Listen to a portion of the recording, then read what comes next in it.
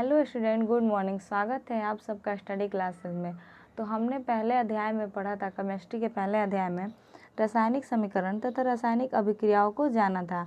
आज हम केमिस्ट्री का चैप्टर नंबर 2 लेकर आ रहे हैं, जिसमें हम पढ़ेंगे अम्ल के बारे में, भस्म के बारे में तथा लवण के बारे में तथा उनसे रिलेटिव अन्य भी प्रश्न। अगर आपने हमारा चैप्टर 1 का वीडियो नहीं देखा है तो आप हमारे चैनल स्टडी क्लासेस को सब्सक्राइब कर हमारे चैनल में जाकर उनका वीडियो देख सकते हैं। तो आइए अब हम चैप्टर नंबर 2 की शुरुआत करते हैं, जिसका हमारा पहला क्वेश्चन है, अम्ल किसे कहते हैं। देखिए अम्ल हम उसे कहते हैं जो कि स्वाद में खट्टा होता है। ऐसे आमतौर पर आपको अम्ल देखने को मिलेगा, नींबू हो गया, कच्चा आम हो गया, ये सब को आप चखिए, ये सब स्वाद में खट्टे होते हैं। तो जो भी स्वाद में खट्टा होता है उसे हम अम्ल कहते हैं। ये सब हो गया हमारा दैनिक जीवन में, जहाँ हमें अम्लों को जहाँ हम अम्ल को देख सकते हैं। ऐसे रसायन जीवन में भी अम्ल होते हैं जिसे हम चख कर नहीं देख सकते, वो हमारे लिए हानिकारक भी हो सकते हैं। तो उनके लिए कई समीकरण होते हैं अम्लों को पहचानने के लिए, जिसके बारे में हम आगे अध्ययन करेंगे। तो आइए अब हम सबसे पहले जान लेते हैं कि अम्ल क्या होता है। तो चलिए अब हम चलते हैं डिफिनेशन पर। अम्ल वो पदार्थ है जिसका जलीय विलयन स्वाद में खट्टा होता है। जैसा कि मैंने अभी आपको बताया कि अम्ल स्वाद में खट्टा होता है। यह नीले लिटमस पत्र को लाल कर देता है। जैसा कि मैंने अभी आपको बताया कि सभी अम्ल चखे नहीं जा सकते हैं, क्या सभी को हम चख कर नहीं बता सकते। जैसा कि मैंने अभी नींबू का एग्जाम्पल दिया, कच्चा आम का एग्जाम्पल दिया, आप इसे चख कर बता सकते हैं कि ये अगर ये आपको खट्टा लगे तो आप समझ जाएंगे कि अम्ल है। ऐसे आप HCl हो गया या H2SO4 हो गया, ऐसे कुछ विलयन दिया हो तो उसकी आप जांच कैसे करेंगे। उसके लिए एक होता है लिटमस पत्र। अगर अम्ल को हम लिटमस पत्र पर, नीले लिटमस पत्र पर डालते हैं और उसका रंग लाल हो जाता है तो समझ जाइए कि वो हमारा अम्ल है, और नहीं परिवर्तन हुआ था वो हमारा अम्ल नहीं है। तथा क्षारकों को उदासीन करता है, और अम्ल जो होता है वो क्षारक के साथ अभिक्रिया कर उसे उदासीन कर देता है। अम्ल धातु से अभिक्रिया कर हाइड्रोजन गैस मुक्त करता है। यानी कोई भी अम्ल आप ले लीजिए, HCl, H2SO4, CH3, स्टाबिलोज, ये सब कोई भी अम्ल ले लीजिए, सल्फ्यूरिक अम्ल या हाइड्रोक्लोरिक अम्ल या नाइट्रिक अम्ल, ये सभी अम्ल जब धातु से अभिक्रिया करते हैं तो हाइड्रोजन गैस मुक्त करते हैं। एक इम्पोर्टेंट बात देखिए, सभी अम्ल धातु से अभिक्रिया नहीं करते हैं।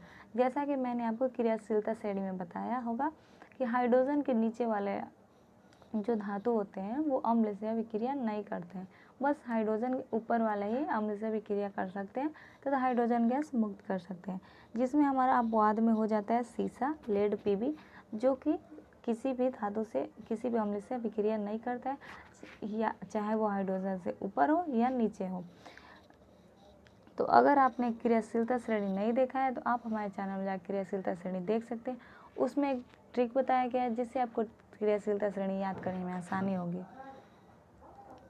देखिए फॉर द एग्जाम्पल भी दिया गया है यहाँ पर, जैसा कि मैंने अभी आपको बताया कि अम्ल धातु से अभिक्रिया कर हाइड्रोजन गैस देता है। Fe हमारा जो हो गया कि आयरन हो गया, और जैसा कि हम जानते हैं कि Fe हाइड्रोजन के ऊपर होता है। जब यह HCl यानी हाइड्रोक्लोरिक अम्ल से अभिक्रिया करता है तो FeCl2 बनाता है तथा हाइड्रोजन गैस देता है। चूँकि यह तीर चिन्ह ऊपर की ओर, जैसा कि मैंने आपको बताया होगा पिछले चैप्टर में कि तीर चिन्ह अगर ऊपर की ओर होता है तो हमें यह सूचना मिलती है कि गैस की मुक्ति होती है, यानी गैस ऊपर की ओर जाता है। अब हम बढ़ते हैं आगे की ओर। देखिए आर्हेनियस द्वारा अम्ल की पहचान कैसे करें। आर्हेनियस एक वैज्ञानिक थे जिन्होंने बताया कि उन्होंने कुछ नियम दिए थे कि उनके नियम के अनुसार हम कैसे जान पाएंगे कि कोई पदार्थ अम्ल है कि क्षार है, क्या है। तो उनका नियम था, देखिए उनका नियम यह था कि अम्ल वो पदार्थ है जो जल में घुलकर हाइड्रोजन आयन देता है। कोई भी अम्ल ले लीजिए, HCl, H2SO4, NH3, ammonium hydrochloric अम्ल, चाहे कुछ नाइट्रिक अम्ल, कोई भी अम्ल ले लीजिए आप, उसे जब हम जल में घोलेंगे तो हमें हाइड्रोजन आयन की प्राप्ति होती है, यानी कि हमें H+ मुक्त होता है। अगर H+ मुक्त हो जाए तो हम समझेंगे कि वह अम्ल है, जिसके बारे में हमें आर्हेनियस ने बताया था। आइए अब हम कुछ उदाहरणों को भी देखते हैं। देखिए ये हमारा हो गया HCl यानी हाइड्रोक्लोरिक अम्ल। जब हम इसे जल में H2O जल में विलय करते हैं तो H प्लस आयन मुक्त होता है तथा Cl माइनस, यहाँ पे सॉरी गलती से प्लस लिखा गया, यहाँ पर माइनस होगा, Cl के ऊपर माइनस होता है, Cl माइनस आयन मुक्त होता है। हमारा मेन फोकस था हाइड्रोजन आयन पर। यदि हाइड्रोजन आयन मुक्त हो जाए तो हम समझेंगे कि जो पदार्थ है हमारा वो अम्ल है। सेकेंड एग्जाम्पल आप ले लीजिए, H3PO4 को जब हम जल में घोलते हैं तो हमारा H प्लस आयन मुक्त होता है तथा PO4 माइनस पावर में 3 माइनस आयन मुक्त होता है। जैसे ही हमें दिखा कि यहाँ पर H प्लस आयन मुक्त हुआ तो हम समझेंगे कि ये जो हमारा पदार्थ था वो अम्ल था, जिसके बारे में आर्हेनियस ने हमें बताया था। आइए अब हम बढ़ते हैं आगे की ओर। देखिए अम्ल का भौतिक गुण, अम्ल का भौतिक गुण क्या क्या होता है, किन गुणों को देखकर हम बता सकते हैं कि कोई पदार्थ अम्ल है कि क्या है। इसका पहला गुण हो गया हमारा, अम्ल का जलीय विलयन स्वाद में खट्टा होता है। यानी अम्ल को, जैसे कोई नींबू को ऐसे भी खाइए या जल में घोल कर भी पीजिए तो आपको महसूस होगा कि उसका जो टेस्ट होता है वो खट्टा होता है। यानी कि अम्ल का जलीय विलयन खट्टा होता है। दूसरा हो गया, कुछ अम्ल विषैले तथा तीव्रनाशक होते हैं। जैसे कि मैंने आपको बताया कि सभी अम्ल को चख नहीं सकते हम, क्योंकि कुछ हमारे लिए हानिकारक भी हो सकते हैं। तो ये इसका एक प्रकार का गुण होता है। यह तीसरा नंबर हो गया हमारा, यह नीले लिटमस पत्र को लाल कर देता है। यदि हम किसी पदार्थ को लें या अम्ल को लें, अगर हमें नहीं पता है कि वो अम्ल है तो मान लीजिए किसी हम पदार्थ को ले लिए और हम लिटमस पत्र पर डाल देते हैं, अगर उसका रंग लाल रंग का हो जाता है, नीले लिटमस पत्र पर डालते हैं, अगर उसका रंग नीले लिटमस पत्र का लाल हो जाता है तो हम समझेंगे कि जो हमारा पदार्थ था वो अम्ल था। और इसका चौथा नंबर का भौतिक गुण हो गया, लाल लिटमस पत्र पर अम्ल का कोई प्रभाव नहीं पड़ता है। जैसा कि मैंने अभी आपको बताया कि नीले लिटमस पत्र को लाल कर देती है, यानी उसके रंग में परिवर्तन करता है। अगर हम लाल लिटमस कोई लेंगे और अम्ल डालेंगे तो लाल ही बनेगा, तो हमें किसी भी प्रकार का कोई परिवर्तन नहीं दिखाई पड़ता है। ये सब हो गया हमारा अम्ल का भौतिक गुण। तो आइए अब हम जान लेते हैं अम्ल का रासायनिक गुण क्या क्या होता है।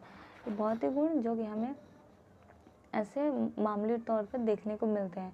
अब हम अभिक्रिया के दौरान किन किन अभिक्रियाओं के द्वारा हम जान पाएंगे कि हमारा जो पदार्थ है वो अम्ल है कि भस्म है कि लवण है, वो क्या है। इसका पहला गुण हो गया, अम्ल जल से अभिक्रिया कर हाइड्रोजन आयन देता है। यानी किसी भी अम्ल को हम जब जल में घोलते हैं तो जब हाइड्रोजन आयन मुक्त होता है, या किसी भी पदार्थ को जब हम जल में घोलेंगे तो हम देखेंगे कि अगर उससे हाइड्रोजन मुक्त हो जाए तो हम समझेंगे कि वो जो हमारा पदार्थ था वो हमारा अम्ल था। आइए अब हम इसके एग्जाम्पल की तरफ गौर करते हैं। इसका एग्जाम्पल हो गया CH3COOH को जब हम जल में के विलयन में डालते हैं तो हमारा H प्लस आयन देता है तथा CH3COO माइनस आयन देता है। तो हमें यहाँ देखने को मिला कि हमें H प्लस आयन की प्राप्ति हो गई। तो जो हमारा पदार्थ था या जो हम पदार्थ का प्रयोग कर रहे थे अभिक्रिया के लिए, वो हमारा अम्ल होता है। हमने पाया कि हाइड्रोजन आयन मुक्त हुआ, यानी कि वह जो पदार्थ था वो अम्ल था। आइए अब हम दूसरे नंबर पर आते हैं। देखिए, अम्ल धातु से अभिक्रिया कर हाइड्रोजन गैस मुक्त करता है। यानी कि अम्ल जब धातु से अभिक्रिया करता है तो हाइड्रोजन गैस मुक्त होता है। यदि हाइड्रोजन गैस मुक्त नहीं हुआ तो हम समझ जाएंगे कि जो हमारा पदार्थ था वो अम्ल नहीं है। अगर हाइड्रोजन गैस मुक्त हो जाता है तो हमें पता चलता है कि जिस पदार्थ का हमने उपयोग किया था वो हमारा अम्ल है। फोर्थ एग्जाम्पल चलते हैं, मैग्नीशियम जो कि एक धातु हो गया हमारा। जब H2SO4 सल्फ्यूरिक अम्ल से अभिक्रिया करता है तो MgSO4 मैग्नीशियम सल्फेट तथा H2 हाइड्रोजन गैस बनाता है, जो कि मैंने यहाँ पर तीर चिन्ह द्वारा ऊपर की ओर दर्शा दिया है कि गैस हमेशा ऊपर की ओर जाता है। हमारा तीसरा नंबर हो गया, अम्ल भस्म से अभिक्रिया करता है तो लवण और जल बनाता है। देखिए, अम्ल कभी भी भस्म से अभिक्रिया करता है तो हमेशा लवण और जल बनाता है। देखिए, फॉर एग्जाम्पल HCl जो हो गया वो हमारा अम्ल हो गया तथा NaOH जो हमारा हो गया भस्म हो गया। जब हम इन दोनों की अभिक्रिया किए तो हमारा NaCl और H2O बन गया। तो आप ये सोच रहे होंगे यही क्यों बना और कुछ क्यों नहीं बना। इसके लिए आपको सबसे इम्पोर्टेंट जानना है केमिस्ट्री का चैप्टर नंबर 1 है रासायनिक समीकरण तथा अभिक्रिया। उन्हीं के वो उनमें विभिन्न प्रकार की अभिक्रियाओं को बताया गया जिसमें हम जान पाएंगे कि कौन कौन से पदार्थ एक दूसरे से संयोग कर क्या बनाते हैं तथा कौन पदार्थ संयोग नहीं कर सकते हैं। आप सोच रहे होंगे Cl और OH क्यों नहीं मिला, ऐसा क्यों नहीं हुआ। तो उसके लिए आपको अभिक्रियाशीलता श्रेणी जानना इम्पोर्टेंट है तथा चैप्टर 1 का अन्य प्रकार तथा बहुत प्रकार की जैसे वियोजन अभिक्रिया, संयोजन अभिक्रिया, अपघटन अभिक्रिया, विकल्प विस्थापन, प्रकाश रासायनिक, ये सभी बहुत सारी अभिक्रियाएं होती हैं जिसे आप पढ़ेंगे तो आपको सारे रिएक्शन अच्छे से समझ में आ जाएंगे, आप खुद से भी बना सकते हैं। तो अगर आपने चैप्टर 1 का नहीं कोई भी क्लास नहीं किया है तो आप हमारे चैनल में जाकर चैप्टर 1 के सारे थ्योरी को पढ़ सकते हैं, जिससे आपको अभिक्रिया बनाने में आसानी होता है कि आप कोई भी अभिक्रिया को अच्छे से समझ पाएँ।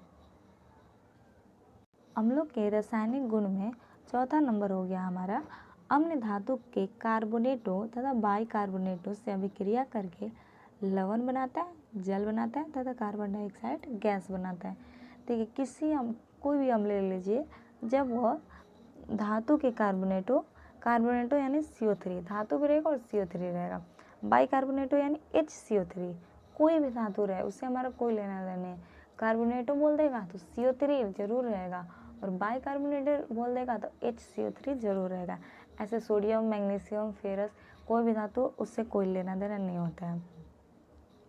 जब अम्ल इन सभी से अभिक्रिया करता है तो लवण बनाता है, जल बनाता है तथा कार्बन डाइऑक्साइड गैस बनाता है। फॉर एग्जाम्पल भी आप देख लीजिए Na2CO3 जो कि हमारा सोडियम कार्बोनेट हो गया, जो कि कार्बोनेट जैसे कि मैंने बताया CO3 यानी कि कार्बोनेट, सोडियम कार्बोनेट, सोडियम एक हमारा धातु हो गया जो कि हो गया धातु का कार्बोनेट। जब HCl अम्ल से अभिक्रिया करता है NaCl बनाता है जो कि हमारा लवण है, H2O जल बनाता है तथा कार्बन डाइऑक्साइड गैस बनाता है। ऐसी अभिक्रिया में आपने देखा होगा कि जल और कार्बन डाइऑक्साइड फिक्स होता है, ये तो अवश्य बनता है। बाकी लवण में NaCl बना या K2SO4 कुछ भी लवण बना उससे हमारा कोई लेना देना नहीं रहता है, इसमें जल और कार्बन डाइऑक्साइड अवश्य बनता है।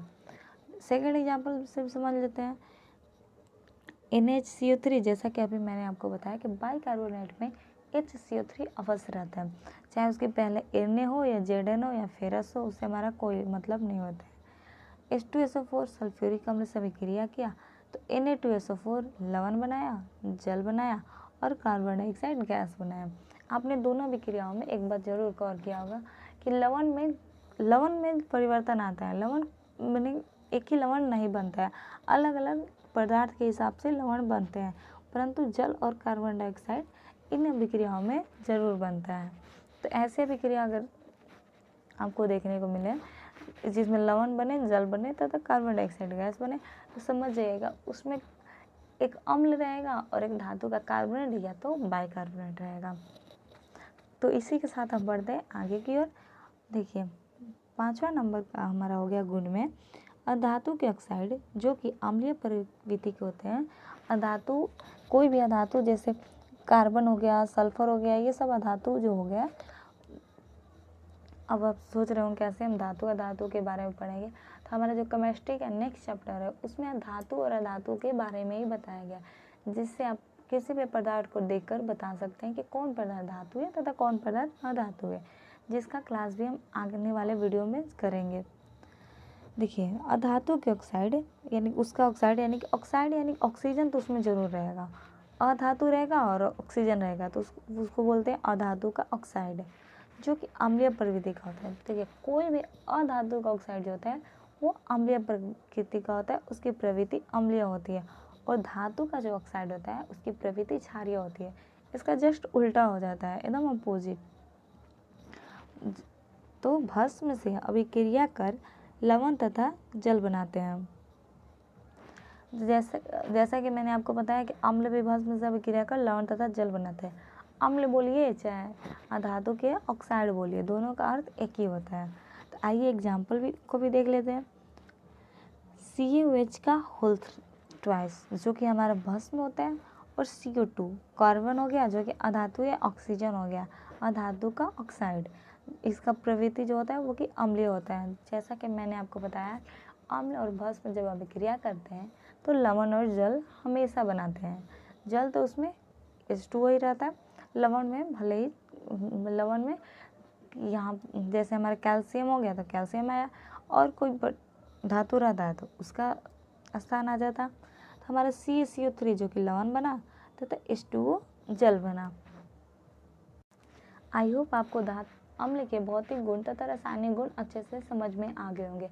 अगर आपको हमारा चैनल पसंद है तथा हमारा क्लास अच्छे से समझ में आए तो हमारे चैनल को लाइक, सब्सक्राइब एंड शेयर करना ना भूलें।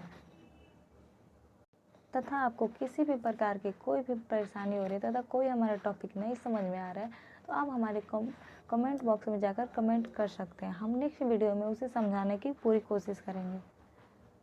अब हम बढ़ते हैं आगे की ओर। अम्ल का घरेलू उपयोग, यानी कि घर के कामों में हम अम्ल का उपयोग कैसे कर सकते हैं। तो देखिए, पहला नंबर हो गया गहनों को साफ करने में। अगर सोने चांदी ये सब के गहने होते हैं, अगर वो गंदे हो जाते हैं या खराब हो जाते हैं तो हम उसे अम्ल के द्वारा साफ कर सकते हैं। ऐसे सोनार भी अम्ल के द्वारा गहनों को साफ करने के लिए अम्ल का उपयोग करते हैं, लेकिन वो अम्ल प्रबल नहीं होना चाहिए वरना हमारे गहने खराब हो जाते हैं। उसके लिए हम थोड़ा दुर्बल अम्ल का उपयोग करते हैं। अब आप सोच रहे हैं कि प्रबल अम्ल और दुर्बल अम्ल क्या होता है, तो चिंता करने की कोई बात नहीं है। हमारे नेक्स्ट क्लास में हम प्रबल अम्ल तथा दुर्बल अम्ल की भी चर्चा करेंगे। सेकंड नंबर हो गया हमारा दुर्बल अम्ल का उपयोग वस्त्र तथा बर्तन साफ करने में किया जाता है। जैसा कि अभी मैंने बताया कि अम्ल भी प्रबल होते हैं तथा दुर्बल भी 2 प्रकार के होते हैं। तो दुर्बल अम्ल का उपयोग वस्त्र तथा बर्तन साफ करने में किया जाता है। क्योंकि देखिए, प्रबल अम्ल में क्या होता है, प्रबल अम्ल में ज़्यादा पावर होता है जिससे वो वस्त्र को गला भी सकता है तथा बर्तन को भी, अगर ज़्यादा शक्ति उसमें ज़्यादा पावर होगा तो वो बर्तन को भी गला सकता है, वस्त्र को गला देता है तथा फट जाता है वस्त्र, यानी कि उसमें वो जला देता है। प्रबल अम्ल वस्त्र को जला देता है जिससे हमारा वस्त्र खराब हो जाता है। अगर उसे का साफ करना है तो उसके लिए हमें दुर्बल अम्ल का उपयोग करना चाहिए, प्रबल अम्ल का नहीं, क्योंकि दुर्बल अम्ल वस्त्रों को कोई नुकसान नहीं पहुंचाता है।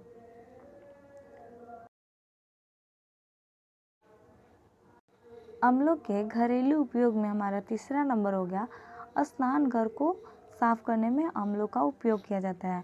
यानी स्नान घर जब गंदगी बैठ जाती है उसमें, अगर हम पानी में या ऐसे अम्ल डालकर जब हम उसकी सफाई करते हैं तो वो बिल्कुल अच्छे से साफ हो जाता है। चौथा नंबर में हो गया उसका अग्निशामक के निर्माण में। कुछ भी जो आग जैसी वस्तु होती है उनके निर्माण में हम अम्लों का उपयोग करते हैं या अम्लों का उपयोग किया जाता है। हल्के धब्बों को दुर्बल अम्ल द्वारा साफ किया जाता है। जैसा कि मैंने पहले आपको बताया होगा कि कपड़े तथा बर्तन को साफ करने के लिए दुर्बल अम्ल का उपयोग किया जाता है। यानी कि कपड़े में कुछ हल्का सा धब्बा लग गया हो, अगर वो ऐसे डिटर्जेंट से या मार्जक साबुन से साफ नहीं हो रहा है तो हम उसे अम्ल के द्वारा भी, ऐसा अक्सर आपने घरों में देखा होगा, हम उस स्थान पर नींबू रगड़ कर, यानी नींबू एक, जैसा कि मैंने आपको बताया कि जो स्वाद में खट्टे होते हैं वो अम्ल होते हैं, तो नींबू हमारा स्वाद में खट्टा होता है जो कि अम्ल होता है। हम उसको रगड़कर उस धब्बे को साफ करते हैं, जो कि हमारा एक अम्ल हो गया, नींबू हो गया अम्ल है, जो कि हमारा एक दुर्बल अम्ल है। यानी हल्के धब्बे को दुर्बल अम्ल द्वारा साफ किया जाता है। जैसे कि देख लीजिए, हाइड्रोक्लोरिक जो अम्ल होता है वो हमारा प्रबल अम्ल होता है। जब हम हाइड्रोक्लोरिक अम्ल को कपड़े साफ करने के लिए कपड़े पर डाल देंगे तो कपड़ा हमारा जल जाएगा, परंतु नींबू में ऐसा नहीं होता है, क्योंकि नींबू जो हो गया हमारा दुर्बल अम्ल होता है, जबकि हाइड्रोक्लोरिक अम्ल जो होता है वो हमारा प्रबल अम्ल होता है। इसीलिए कपड़े या बर्तन इत्यादि को साफ करने के लिए दुर्बल अम्ल का उपयोग किया जाता है, क्योंकि कुछ अम्ल, जैसा कि मैंने आपको बताया, कि हानिकारक भी होते हैं, तो कुछ अम्ल वही होते हैं जो प्रबल अम्ल होते हैं या ज़्यादा शक्तिशाली होते हैं, वैसे ही अम्ल हमारे लिए हानिकारक होते हैं। ऐसे तो दुर्बल अम्ल जैसे नींबू हो गया, संतरा हो गया, कच्चा आम हो गया, ये सब तो हम लोग ऐसे भोजन में भी इस्तेमाल करते हैं। तो ये तो दुर्बल अम्ल। अगर ये प्रबल अम्ल होता तो अगर हम उसे स्पर्श भी करते तो हमारा हाथ भी जल सकता था। तो इन सभी छोटे छोटे कामों के लिए हम दुर्बल अम्ल का उपयोग करते हैं। आइए अब हम आते हैं अम्लों के औद्योगिक उपयोग पर। अभी हमने अम्लों के घरेलू उपयोग देखा कि घर में हम अम्लों का उपयोग किस प्रकार करते हैं। आइए अब हम जानते हैं कि उद्योगों में अम्लों का उपयोग किस प्रकार होता है। तो पहला नंबर हो गया हमारा, अम्लों का उपयोग रंग बनाने के उद्योग में किया जाता है। यानी कि जहाँ पर रंग बनाने का कारखाना होता है वहाँ पर अम्लों का उपयोग किया जाता है। दूसरा नंबर हो गया हमारा, पेट्रोलियम के शुद्धिकरण में अम्लों का उपयोग किया जाता है। यानी कि जब पेट्रोलियम का शुद्धिकरण किया जाता है तो वहाँ पर अम्लों का उपयोग किया जाता है। तीसरा नंबर हो गया हमारा, गंधक अम्ल का उपयोग खाद बनाने में होता है। गंधक अम्ल हमारा हो गया सल्फ्यूरिक अम्ल, यानी कि H2SO4। इसे हम सल्फ्यूरिक अम्ल या गंधक अम्ल या अम्लों का राजा भी कहते हैं। इसका उपयोग खाद बनाने में किया जाता है। देखिए, सभी का उपयोग सभी जगह नहीं किया जाता। जैसा कि मैंने आपको बताया कि अम्लों का उपयोग रंग बनाने में, पेट्रोलियम के शुद्धिकरण में, तो सभी अम्लों का उपयोग रंग बनाने में नहीं होता है तथा सभी अम्लों का उपयोग पेट्रोलियम के शुद्धिकरण में नहीं किया जाता है। जैसा कि मैंने अभी आपको बताया कि गंधक अम्ल का उपयोग खाद बनाने में किया जाता है, क्योंकि खाद बनाने में केवल सल्फ्यूरिक अम्ल या गंधक अम्ल का उपयोग किया जाता है। जैसे रंग बनाने में भी किसी एक अम्ल का उपयोग किया जाता है।